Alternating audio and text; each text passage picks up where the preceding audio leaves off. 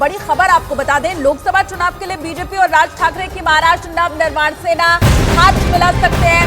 कल देर रात MNS chief Raj Thackeray उस वक्त दिल्ली पहुंचे जब दिल्ली में बीजेपी मुख्यालय पर लोकसभा चुनावों के लिए कोर कमेटी की बैठक चल रही थी। संभावना ये जताई जा रही है कि राज ठाकरे अमित शाह से मुलाकात कर सकते हैं।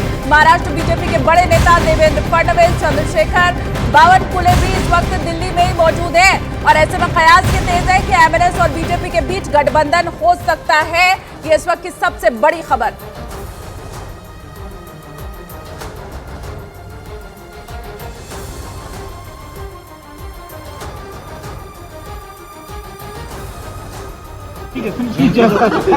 आमची विनंती आहे समजू शकतो पण मला आता काय बोलणार काही नाही तुम्ही रात्री मला काही नाही मला फक्त या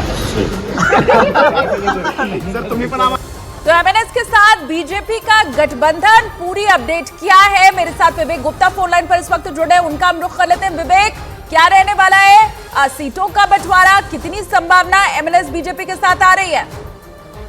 देखिए, इसकी संभावना बहुत ज़्यादा बढ़ते जा रही है क्योंकि जिस तरीके से एमएनएस चीफ राज ठाकरे अपने बेटे अमित ठाकरे के साथ दिल्ली पहुंचे हैं और ये जो शेड्यूल है वो पहले का शेड्यूल नहीं था। उनको शाम को अचानक बोला गया कि वो दिल्ली पहुंचे हैं और राज ठाकरे अपने बेटे के साथ रात तकरीबन 9:45 से 10 के बीच में दिल्ली पहुंचे हुए हैं और माना जा रहा है और ऐसी खबरें हैं कि जो राज ठाकरे वो लोकसभा चुनाव में महाराष्ट्र में बीजेपी के साथ गठबंधन कर सकते हैं क्योंकि इसकी जो शुरुआत थी वो कई दिनों से चल रही थी कि राज ठाकरे बीजेपी में शामिल हो जाए, बीजेपी के साथ चुनाव लड़े। और महायुति में पहले ही से महाराष्ट्र में 3 पार्टी हैं, अजीत पवार की एनसीपी, शिंदे गुट की शिवसेना और बीजेपी।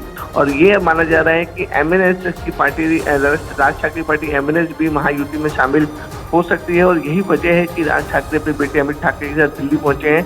दिल्ली पहुंचने के बाद वो वहाँ पर तमाम नेताओं से मुलाकात करेंगे। आपको बताना चाहेंगे कि बीजेपी कोर कमेटी की मीटिंग भी दिल्ली में होने वाली है जिसमें महाराष्ट्र के डिप्टी सीएम देवेंद्र फडणवीस और महाराष्ट्र के बीजेपी प्रदेश अध्यक्ष चंद्रकांत बावनकुळे पहले ही से दिल्ली में है।